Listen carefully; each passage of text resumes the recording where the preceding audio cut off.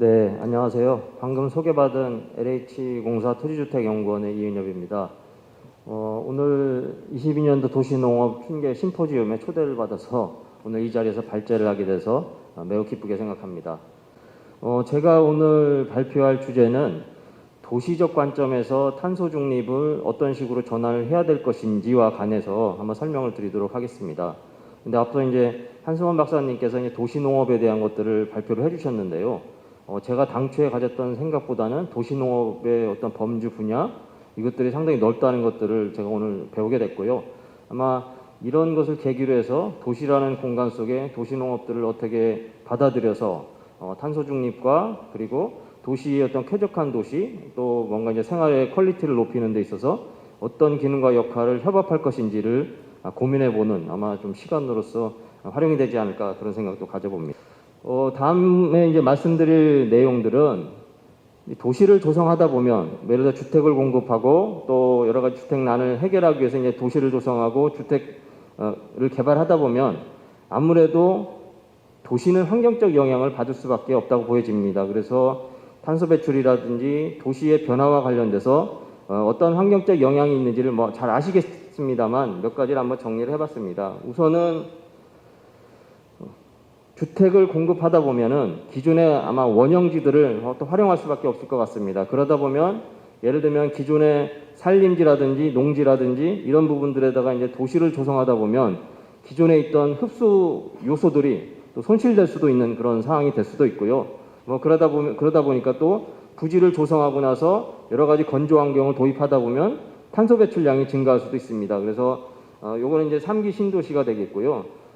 저희가 이제 3기 신도시를 조성하고 있고 또 이제 새 정부 들어서도 신규로 다 이제 주택 공급을 하다 보면 아무래도 도시 뭐 대규모의 도시는 아니겠지만 미니 신도시든 하여튼 주택 단지든 이런 어떤 개발을 요하는 그런 공간들이 이제 많이 필요하다 보면 탄소 변화량들이 부득이 발생할 수밖에 없을 거라고 보여집니다. 물론 이제 최근 이제 3기 신도시라든지 이런 도시를 조성하는 데 있어서는 1기 신도시나 2기 신도시에 비해서 탄소 흡수라든지 기후에 적응하기 위해서 녹지량들을 매우 늘려나가고 있습니다. 뭐 그럼에도 불구하고 하여튼 토지 이용의 변화를 통해서 기존에 있던 흡수 변화량에 대한 어떤 관계 이런 것들이 변화가 발생할 수밖에 없을 거라고 보여지고요.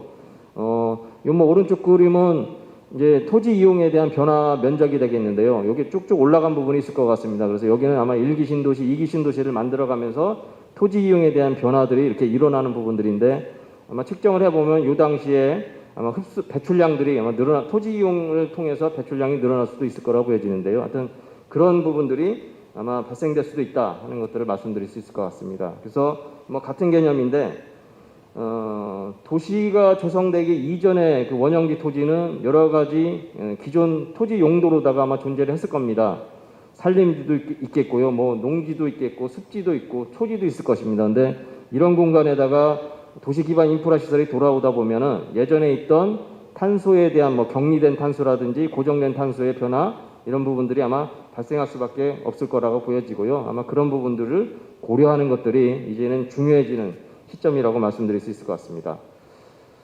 뭐 탄소뿐만이 아니라 또한 이제 기후라든지 뭐 도시 온도 이런 것들도 많은 영향을 미칠 수밖에 없다고 보여집니다. 그래서 건조 환경이라든지 구조물이 들어서다 보면 아무래도 도시에 대한 어떤 기온에 대한 변화라든지 이런 부분들이 예전에 이제 자연 원형지와는 그 다른 특성을 가지고 있기 때문에 기존의 자연이 가지고 있던 자연 조절적 기능들이 좀 변화가 되다 보니까 미기후에 아마 영향을 초래해야 할 수밖에 없고요. 또 건조 환경이라든지 인공 구조물이 들어서다 보니까 아무래도 어떤 열환경적인 측면에서 어떤 도시의 열섬 효과의 어떤 원인도 일부 또 작용하기도 할 것이라고 보여집니다. 그래서 이런 곳에서 이 도시의 녹지 요소들이 이런 기운을 좀 완화시켜주고 그런 부분에서 버퍼존의 역할을 하는 데서 또 중요한 역할을 하기 때문에 도시 내에서의 어떤 녹지 자원에 대한 중요성 뭐 이런 부분들은 아무리 강조해도 지나치지 않을 거라 보여지고요.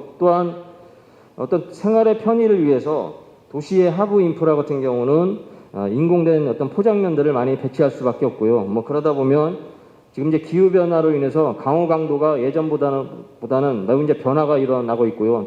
잘 아시다시피 이산 강수량에 의해 가지고 홍수 피해들도 많이 나타나는 그런 현상들도 있습니다. 그래서 이런 부분들이 어떤 도시로 인해서 발생될 수 있는 환경적 영향이라고 또 말씀드릴 수 있을 것 같고요.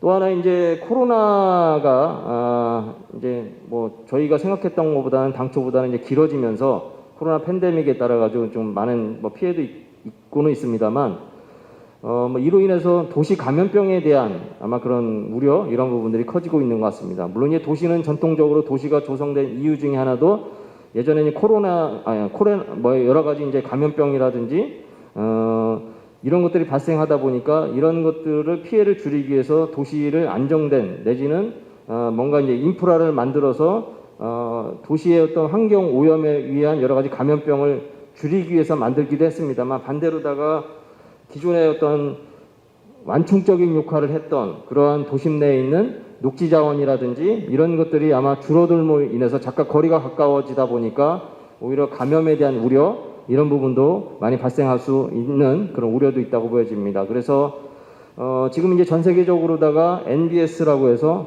자연 생태에 기반한 도시가 가지고 있는 또 환경이 가지고 있는 문제를 NBS 기반으로다가 풀어가려는 그런 접근들을 많이 하고 있는데요. 뭐 그런 측면에서 보면 지금 도시가 가지고 있는 여러 가지 환경적인 문제, 또 생태적인 문제, 또 감염에 대한 건강상의 문제 이런 부분들을 풀어가는 데 있어서 도시녹지는 또한 중요한 역할과 기작을 하는 중요한 요인이라고 말씀드릴 수 있을 것 같습니다.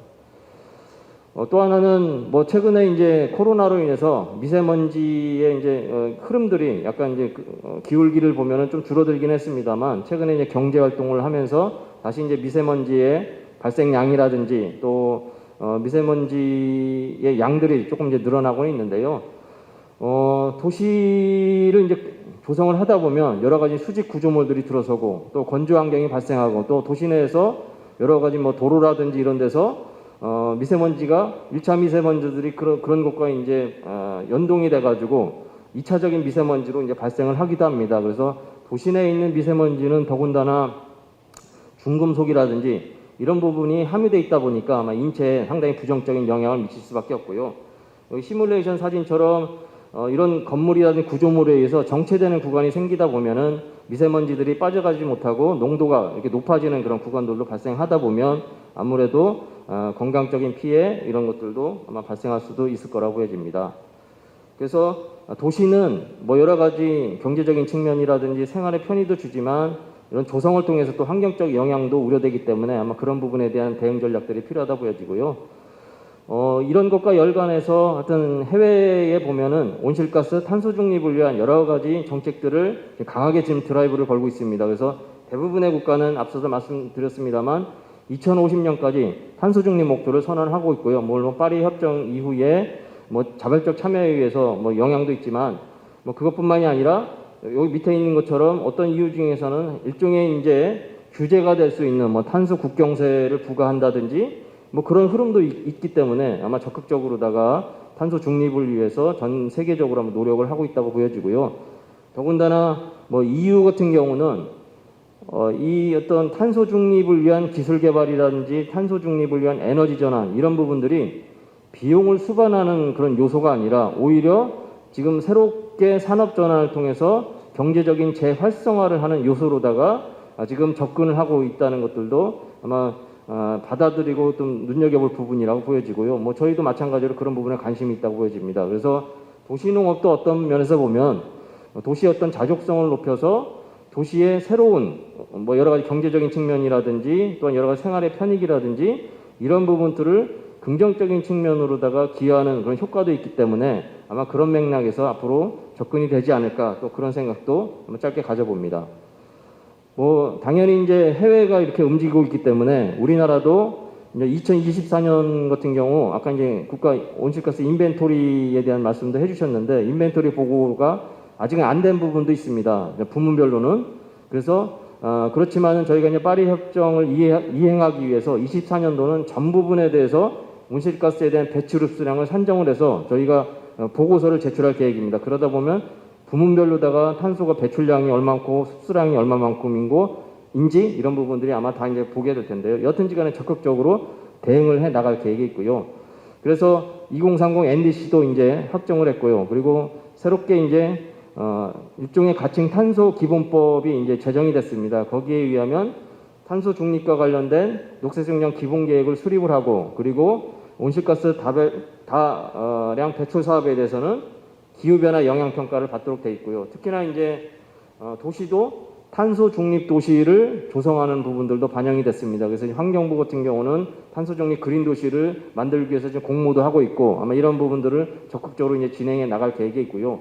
국토부도 제가 이제 앞서 말씀드렸습니다만 여러 가지 탄소를 저감시키기 위해서는 결국은 도시라는 공간 속에 그런 것들을 잘 배치를 하고 조정하고 운영하는 것들이 필요하다고 생각을 해서 국토교통 부분에서 2050 탄소 중립 로드맵도 만들어 놓고 그것들을 운용할 또 계획도 만들어 가고 있습니다. 그래서 적극적으로 좀 대응을 하고 있고요. 특히나 이제 어떻게 보면 흡수원이죠. 아까 도시농업도 도시 내 이제 수목식재도 될 수도 있고 텃밭도 가꾸기도 될 수 있는데, 그런 요소가 될 수 있는 흡수원 부분들이 잘 살펴보시면 알겠습니다만 국가전략 대부분에 공통적으로 포함이 되어 있습니다. 그래서 앞서 제가 더 말씀드렸습니다만 도시 내에 있는 탄소 흡수원은 상대적으로 흡수에 대한 또 상세에 대한 기여도는 적을지라도 2030 NDC 달성이라든지 또 2050 탄소 중립을 달성하기 위해서는 토지 이용 부분, 룰루CF 부분이라고 하는데, 이 부분에서 그래도 어떤 역할들을 하는 것들이 요구되고 있습니다. 그런 면에서 보면은 이 도시 내에 있는 탄소 중립 요소인 흡수원에 대한 중요성들, 이런 부분들이 지금 이제 크게 강조가 되고 있고 중요도가 높아지고 있고, 국토교통부도 이거를 담당하고 있는 녹색도시과에서 도시 내에 있는 탄소 중립에 기여할 수 있는 녹지 자원이라든지 생태 자원들을 어떤 식으로다가 활용을 확대할 것인지, 이런 부분에 대해서도 아마 정책들을 발굴을 하고 있는 것을 알고 있습니다. 그래서 여기 이제 표에 정리된 것처럼 2030 NDC 상향안이라든지 탄소 중립 시나리오, 국토교통부 로드맵을 보면은 전략과 이런 부분에 탄소 흡수원에 대한 확충을 하겠다는 내용들, 복구를 통해서 흡수원을 확대하겠다는 내용들, 이런 부분들이 거의 대부분 반영이 되어 있습니다. 그래서 이런 부분과 연계해서 도시농업들도 도시 내에 어떻게 조금 도입을 해서 활성화시킬 것인가, 이런 부분도 아마 아이디어를 많이 발굴해 낼 수 있지 않을까, 이런 생각을 가져봅니다. 시사점은 넘어가도록 하겠습니다. 다음은 이제 탄소 중립 도시로 조성하고 있는 이제 해외의 몇몇 사례들을 조금 한번 정리를 해봤는데요. 가장 이제 대표적인 스웨덴과 네덜란드, 덴마크 이 사례만 우선 정리를 해봤습니다. 그래서 스웨덴과 그리고 이제 네덜란드를 보면 전체적으로 목표를 정해놨습니다. 그래서 2030년이든 2050년까지 배출량을 여기는 스웨덴은 더 이제 빠르게 가겠다는 것이죠. 100%고 네덜란드는 50년까지 95% 저감을 하고 나머지 5%는 상세를 통해서 넷제로를 하겠다는 건데요. 여기 보면 재미있는 특징 중에 하나는 이 스웨덴 말메 지역의 경우는 공간 및 토지 이용을 기존에 전통적으로다가 도시 개발을 하면서 토지 이용 계획을 수립했던 것과는 이제 반대의 방향으로 갑니다. 그래서 예를 들면 토지 이용 계획을 수립할 때 주로 상업지역이라든지 주거지역 이런 것들을 배치를 하고 나머지 공간 속을 녹지를 찾아가는 그런 곳으로다가 토지용 계획을 수립했다면, 여기는 반대로 가는 것들이죠. 그래서 수공간이라든지 여러 가지 녹지 공간을 먼저 구획을 하고 배치를 하고 그 다음에 주거지를 이렇게 배치를 하는 어떻게 토지이용 계획의 전환, 이런 부분들도 지금 이루어지고 있다는 것을 알 수 있고요. 그 외에 에너지라든지 당연히 이제 에너지 전환이 이제 가장 근간이 되기 때문에 자연 대체 에너지를 활용해서 에너지의 석탄이라든지 화석 연료의 사용량들을 줄이기 위한 노력들을 적극적으로 기울여 가고 있고요. 그리고 건물과 옥상과 벽면에 이제 태양 직광판을 부착을 하고 있는데, 이 부분은 앞으로 계속해서 이제 논의가 필요한 부분인 것 같습니다. 국내에서도 탄소 중립을 위해서 에너지 부분에서 이와 같이 태양광이라든지 태양 전지판 이런 것들을 건물의 옥상면이라든지 또 이제 벽면에다 많이 부착을 하고 있는데, 사실은 그 공간들은 도시농업적 관점이라든지 흡수원적 관점에 보면 여러 흡수원 요소들을 사실은 도입해야 될 공간이기 때문에 이런 부분들을 어떻게 좀 합리적으로 풀어갈 것인가를 이제는 좀 고민도 많이 해야 되는 시점이 아닌가, 좀 이런 생각들도 가져보게 됩니다. 그리고 이제 네덜란드 암스테르담 같은 경우에는 그린 인프라 부분을 이따도 말씀드리겠습니다만 거의 10분 이내에 도보로서 접근할 수 있도록 이렇게 그린 인프라를 배치를 해 나가고 있습니다. 그래서 10분 이내에 도보로 이동한다는 것은 접근성을 개선시킨다는 의미이기도 하지만 그만큼 탄소 중립을 위한 관점에서 흡수적인 요소들을 확충해 나간다는 그런 개념이기도 합니다. 그래서 그렇게 좀 확충해 나가고 있는 것을 알 수 있고요. 덴마크 코펜하겐도 마찬가지입니다. 그래서 세계 최초로다가 탄소 중립 도시를 선언했고요. 2025 기후 계획을 수립을 해서 부문별로다가 탄소를 저감시키기 위한 여러 가지 요소들을 좀 도입을 하고 있습니다. 그리고 이제 오른쪽은 제가 한 2008년도, 9년도에 저희도 이제 녹색 성장에 의해 저탄소 녹색 도시를 국내에 도입하기 위해서 모델을 만들기 위해서 많이 이제 벤치마킹을 했던 그런 대표적인 도시인데요. 여기를 많이 따닥을 썼습니다. 근데 이제 결과론적으로 보면은 아부다비 마스다르가 당초에 세웠던 계획대로 지금 실행은 되지 못하고 있습니다. 거의 계획을 바꿔가지고 한 10% 정도만 집행이 됐는데 그 이유 중에 하나는 여기서 이제 당초에 청정기술 클러스터, 좀 다국적 기업들을 유치를 해서 그들과의 어떤 에너지 교류라든지 또 그들의 에너지 기술들을 받아들여서 도시 내에 있는 그 에너지들을 청정체제로 다 많이 전환을 하려고 했었고요. 또 여러 가지 이제 금융기법을 활용해가지고 탄소 저감을 위한 기술들을 도입을 하려고 했었는데 이와 같이 이제 글로벌 금융위기라든지 또 다국적 기업들을 잘 유치를 하지 못했고 기반 인프라를 구축하지 못하다 보니까 사실은 계획안을 다 바꿨습니다. 그래서 한 10%만 조성됐기 때문에 앞으로 탄소 중립 도시를 조성하는 데 있어서는 잘된 것도 중요하지만 이런 것들을 잘 교훈 삼아서 우리가 문제점을 사전에 파악을 해서 대안을 만들어가는 노력들도 중요할 거라고 보여집니다. 다음 이제 그린 인프라 정책을 몇 가지 한번 정리를 해봤는데요. 영국이라든지 독일이라든지 이런 데 보면은 상당히 기후 친화적인 그린 인프라를 구축을 하고 있고요. 그래서 그린 인프라 지도라든지 이런 부분들을 구축하고 있는 것을 알 수 있습니다. 그 다음에 일본 같은 경우도 공원 녹지를 조성하는 데 있어가지고 이 CO2를 저장하고 흡수하는 쪽에다가 그린 인프라 정책에 포커싱을 좀 하고 있고요. 앞서 이제 암스테르담도 접근성이라든지 이런 것들을 높여서 도시 내에 녹지를 확충하는 그런 노력들도 많이 기울여 가고 있는 것을 알 수 있습니다. 시사점을 넘어가도록 하겠습니다. 다음은 이제 탄소 중립을 위해서 그러면 도시는 어떤 관점의 전환이 필요할 것인가를 몇 가지 내용들을 적어봤는데 우선은 앞서 이제 한성원 박사님께서도 말씀하셨습니다만 탄소 중립을 위한 도시를 만들어 가기 위해서는 계획만 들어가서는 그거를 실행할 수도 없고 성공할 수도 없죠. 그래서 계획 요소를 도입했을 때 탄소 인벤토리에 대한 부분들이라든지 배출 흡수량을 산정할 수 있는 개수라든지 이런 것들을 개발하는 것들이 우선은 필요합니다. 그래서 지금 정주지 부분에서도 이런 개수 개발에 대한 노력들이 기울여지고 있고요. 아마 이런 것들을 통해서 도시 계획을 함으로 인해서 이런 것들을 도입했을 때 얼마만큼 탄소량이 저감되고 흡수될 것인지 이런 것들을 산정하는 체계가 만들어지고 그거에 근거 기반으로다가 계획을 하는 그런 쪽으로다가 지금 많은 변화를 이루어 가려고 하고 있고요. 또한 데이터를 그냥 쌓아두는 것들이 아니라 이런 데이터를 공간 정보와 연계시켜서 이렇게 지도를 구축을 하다 보면 그레이드를 나누다 보면 어떤 곳이 흡수량이 높은 지역인지를 알 수 있고요. 그러면 이런 공간들은 보존을 하고 나머지 공간 위주로다가 여러 가지 인프라를 구축한다든지 하는 부분들도 접근이 될 수 있습니다. 그래서 그런 노력들도 지금 기울여가고 있고요. 또 하나는 토지 이용 계획을 수립할 때 앞서 이제 말씀드렸습니다만 원형지 토지 중에서 흡수적인 요소를 가지고 있는 부분들은 가급적이면 부지를 선정할 때 제척을 한다든지 그런 부지는 그냥 공원으로 남겨준다든지 하는 토지 이용 계획에 대한 어떤 기존과는 다른 전환 이런 부분들이 상당히 필요하다고 말씀드릴 수 있을 것 같고요. 또 하나는 도시를 신규 개발하는 것 말고 지금 이제 재건축 재개발도 지금 많이 계획을 하고 있습니다. 그래서 재개발 재건축할 때 탄소 중립과 아마 연계를 모색을 해볼 수 있고요. 2단계 아마 이러한 단계에서 도시농업과의 어떤 연계 이런 것들도 아마 고려해 볼 수 있을 것 같습니다. 그래서 기존에 있는 도시들이 아니면 주거단지라든지 이런 부분들이 분산형으로 떨어져 있다면 이거를 고밀 압축형으로 조성하면 나머지 여유 공간들이 많이 생깁니다. 그래서 이런 공간들은 흡수원들을 많이 확충한다든지 도시농업과 연계를 한다든지 해서 흡수량을 늘릴 수 있는 그런 방법들도 저희가 좀 고민을 해볼 수 있다는 것이고요.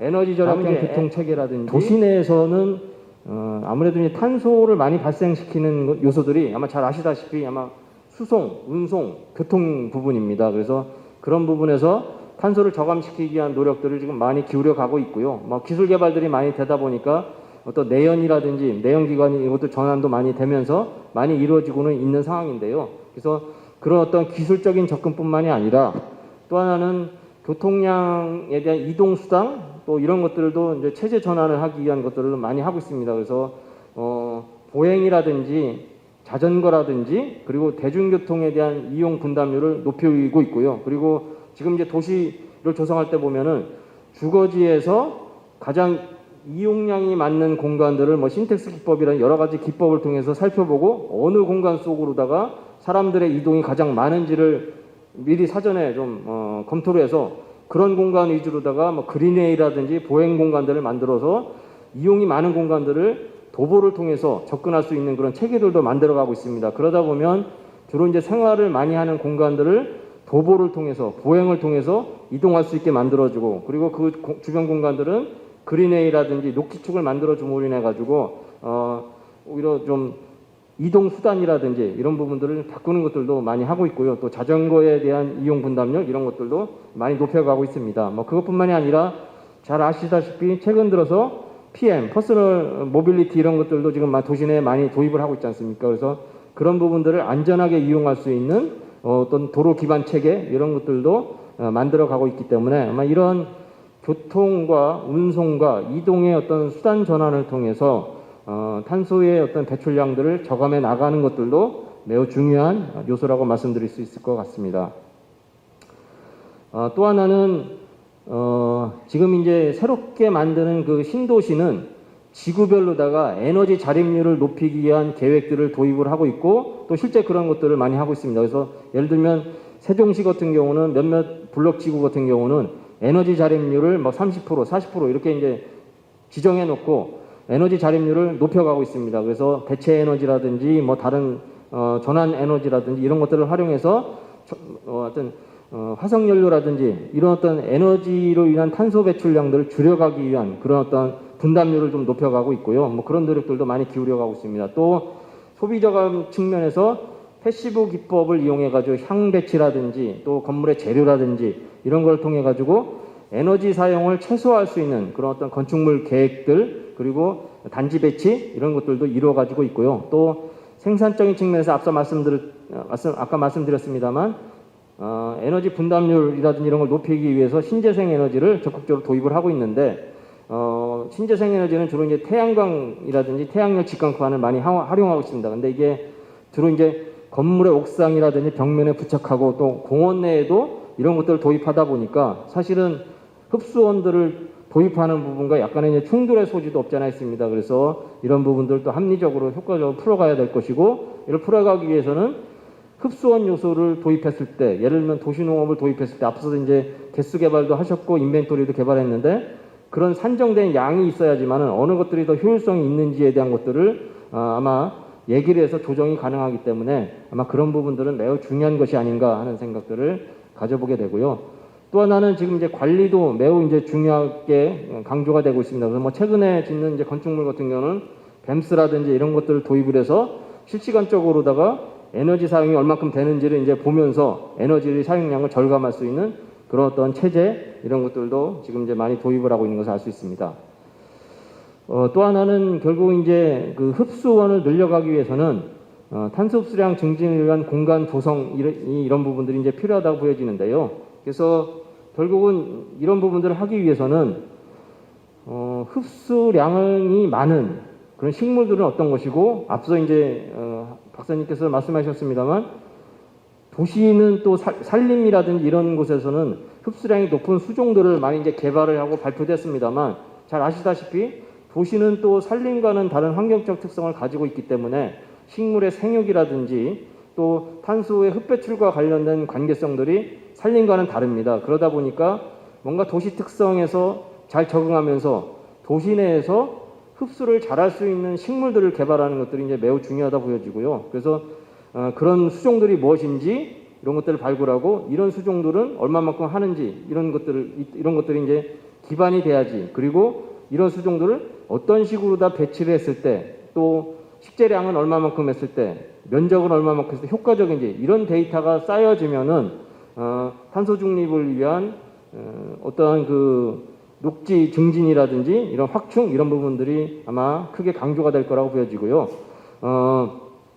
앞으로 도시에서의 탄소 흡수량이라든지 또 탄소 중립을 위해서는 흡수량을 늘려갈 수밖에 없겠죠. 근데 늘려가기 위해서는 당연히 도시의 여러 가지 경제성이라든지 이런 것들 고려를 해보면은 무한정적으로 다 늘려갈 수도 없기 때문에 이런 효율적으로 하기 위해서는 이런 데이터가 필요하고, 이런 데이터에 기반해서 저희가 자투리 공간이라든지 적절하게 어떤 곳에 식재하는 것들이 필요할 것인가에 대한 정보에 기반해서 흡수량을 늘려가는 노력들도 필요하지 않나 하는 생각을 가져보고요. 그래서 앞서 이제 저희가 이제 관목이라든지 초지, 초본, 화해료 이런 것들도 흡수에 기여할 수 있을까? 이런 고민도 많이 했었는데 앞서 발표하신 거 보니까 기여도가 있는 것 같아서 그런 어떤 다층형 식재 이런 것들을 또 많이 도입해 볼 수 있지 않을까, 또 이런 생각도 가져보게 됐습니다.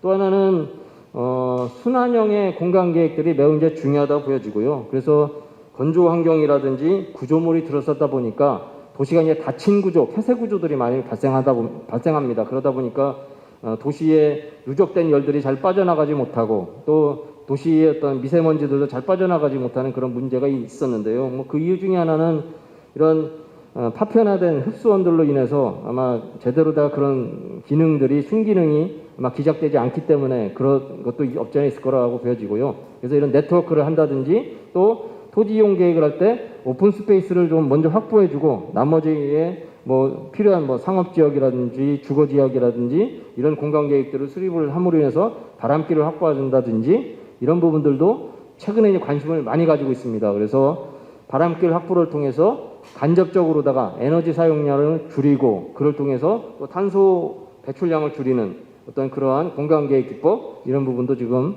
관심을 많이 가지고 있습니다.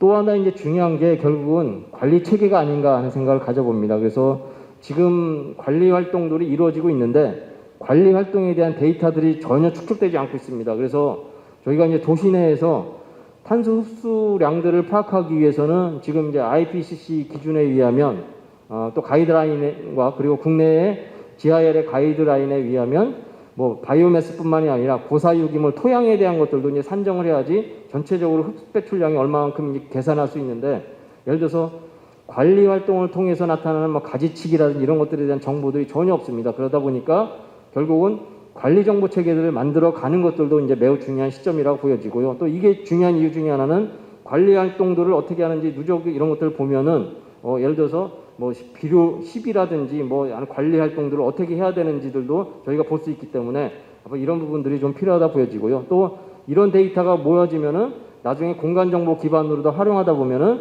뭐 계획을 수립할 때도 어떤 것들이 탄소 흡수량을 높이는데 효과가 있을 것인지 이런 부분과 연계되기 때문에 앞으로 도시 내에 있는 공원 녹지에 대한 뭐 통합관리 시스템 이런 것들을 만들어갈 계획이 있고요. 저희 공사 같은 경우도 그런 이력 정보를 관리하기 위한 빔이라든지 시스템이라든지 이런 어떤 시스템들을 구축을 하려고 하고 있고요. 또 일부 지자체 같은 경우는 공원 녹지에 대한 시스템들도 만들어가고 있는 지자체들도 나타나고 있습니다. 그래서 이런 부분들이 많이 이제 확산될 거라고 저는 예상을 하고 있습니다. 그래서 이제 제가 발표로 다 준비하는 것은 여기까지고요. 그래서 이제 도시 관점에서 몇 가지 이제 내용들을 정리를 해봤습니다. 그래서 앞으로 이제 탄소 중립 기반으로다가 도시를 계획을 하고 이런 것들을 이제 체계화하기 위해서는 몇 가지 한번 내용들을 한번 정리를 해봤습니다. 우선은 역시 마찬가지로 도시 개발 단계별로다가 탄소 배출 흡수량에 대한 요소들이 다 다릅니다. 그래서 개발 단계별로다가 배출을 저감시킬 수 있는 것들은 무엇이고 또 흡수량을 높일 수 있는 것을 무엇인지에 대한 것들을 가이드라인을 만들고 그걸 통해서 적용해 나가는 것들이 오늘 앞으로 이제 도시를 조성하는 데 있어서 중요하다는 좀 생각을 가져보게 되고요. 그리고 또 하나 우선은 시범 모델을 빨리 만들어야 되겠다. 그래서 지금 탄소 중립 그린 도시라든지 탄소 중립 도시에 대한 한국형 모델을 만들어 가고 있는데 이 모델을 빨리 만들어야지 확산시킬 수 있을 거라고 보여지고요. 거기에는 도시농업을 어떻게 연계시킬 것이고 아마 이런 부분까지 종합적으로 고려를 하면 좋지 않을까 이런 생각도 좀 가져보게 되고요. 또 하나는 앞으로 이제 관리가 중요하기 때문에 아마 관리 이런 부분도 신경을 써야 될 거라고 보여집니다. 그리고 이제 마지막으로는 이제 탄소 흡수원 관점에서 어떻게 이제 도시공원 녹지 정책을 체계화를 할 것이냐라고 했을 때 아마 이 오른쪽 그림이 아마 대표적인 그림이 되지 않을까 생각됩니다. 그래서 도시 내에는 사람이 사는 정주지 내에는 여러 가지 녹지 요소들이 산재를 하고 있습니다. 근데 요거를 주관하는 부처들이 다른 데가 많이 있습니다. 뭐 도시숲이라든지 뭐 도시정원이라든지 또 아니면 뭐 근린공원 뭐 여러 가지 또 이제 도시농업과 관련된 뭐 부분들 수목원 관리 주체들이 다르기 때문에 따로따로 각각을 계획을 하고 관리를 하고 여러 가지 활동을 합니다.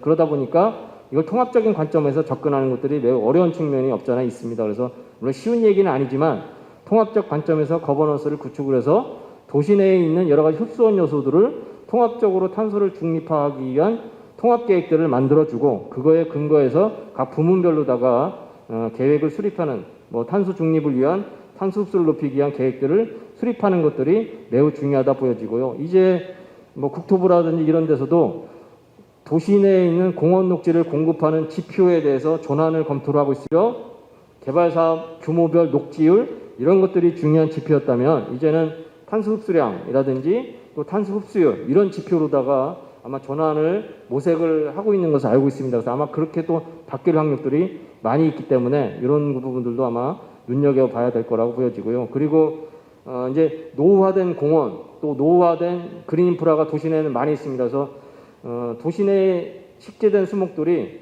상당히 오래 조성된 것들이 많이 있기 때문에 그런 부분들이 이제 흡수량들이 좀 저장량은 있겠지만 흡수량들은 이제 제한이 있기 때문에 그런 부분들 어떻게 리모델링 할 것인가에 대한 기준 이런 것들도 만들어가는 것들이 필요하다 보여지고요.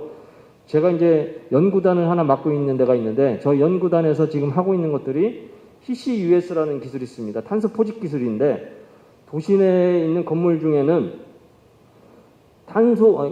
에너지를 다 배출하는 시설이 많이 있습니다. 그래서 생각보다 이제 많은데요. 거기서 저희가 CO2를 포집하는 기술들을 개발하고 있습니다. 그래서 개발을 해서 도시 단위에서 개발해서 그거를 스마트팜에다 활용하는 것들을 한번 좀 고민들 하고 있습니다. 그래서 저희가 포집하는 기술들은 개발하고 있는데 그거를 도시 농업의 하나의 일환인 스마트팜에다가 CO2를 어떻게 넣어서 이거를 활용할 수 있을 것인지 아직 저희가 지식이 없어서 그런 부분을 못하고 있는데 아마 이런 기회를 통해 가지고 그런 기술들을 좀 연계할 수 있는 그런 고리로다가 만들어졌으면 하는 바람도 가져봅니다. 이상으로 준비된 건 모두 마치겠습니다.